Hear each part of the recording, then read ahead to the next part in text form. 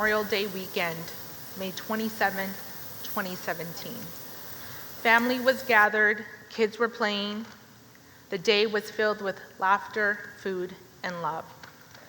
That day, my husband Eric's life was taken in an act of violence.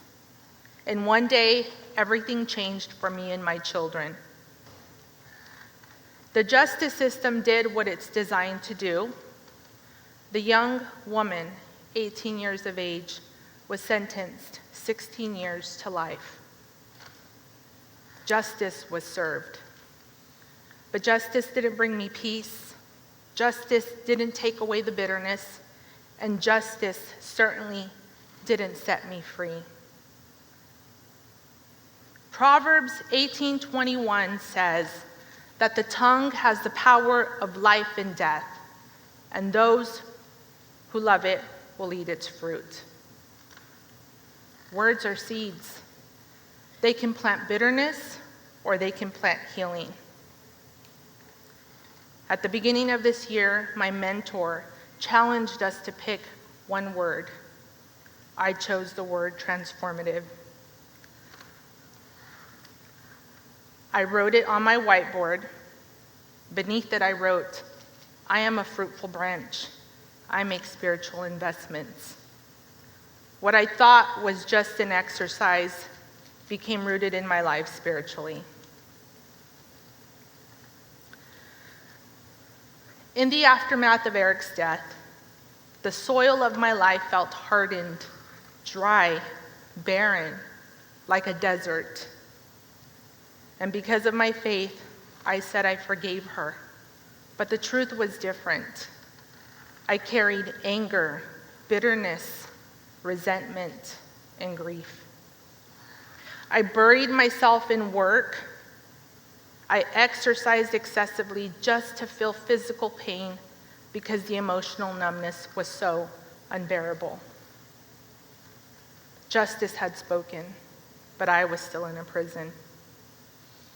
Then Easter Sunday, during worship, in 2021, I sensed God whisper, I love her too.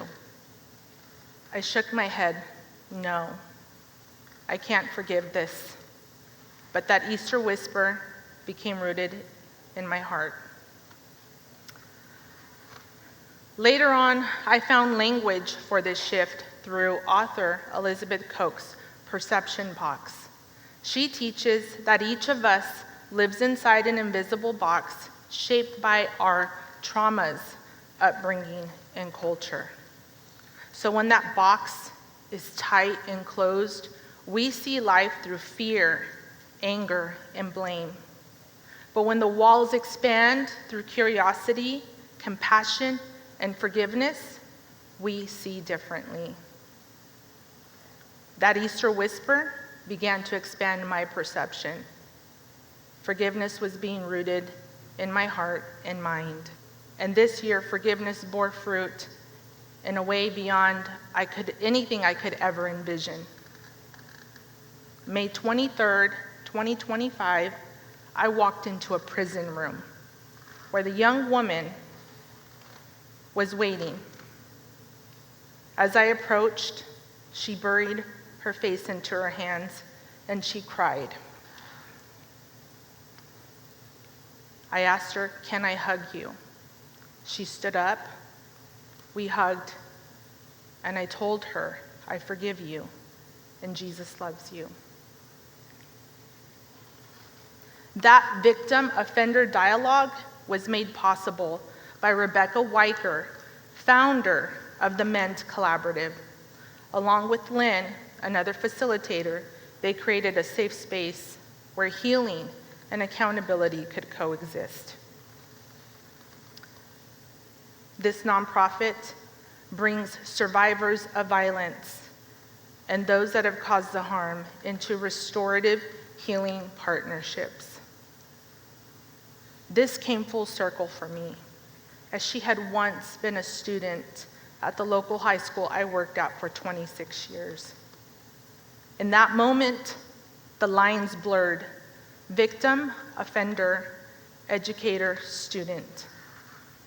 What remained were two human beings in desperate need of healing.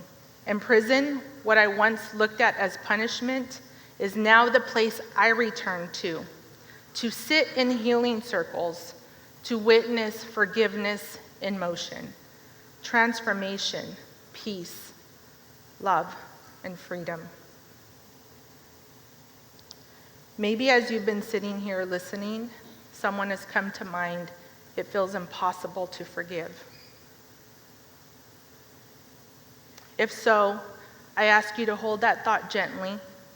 Be mindful of your own traumas and stories, because forgiveness doesn't erase the past.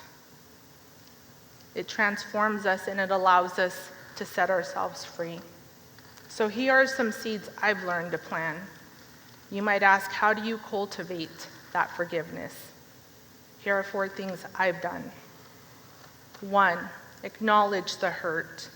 Don't minimize it. Healing begins with honesty. 2, release the debt. Forgiveness doesn't say it was okay. It just says, I'm not going to let this hold me back anymore. And 3, replace with truth and grace. Fill that empty space with love, faith, or compassion.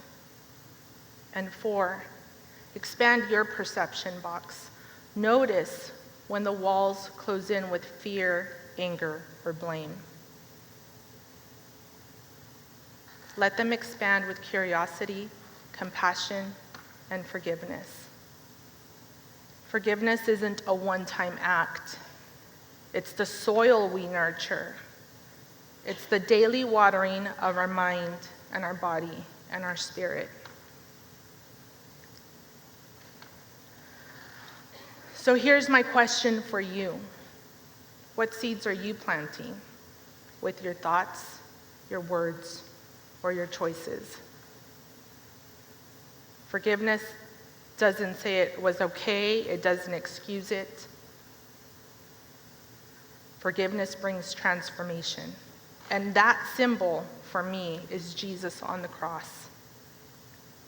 That love represents redemption, brokenness that was restored. And that redemption is the root of my healing and the reason I can stand here today. Forgiveness and grace freed me from my own prison. And that transformation is possible for every single one of us. Thank you.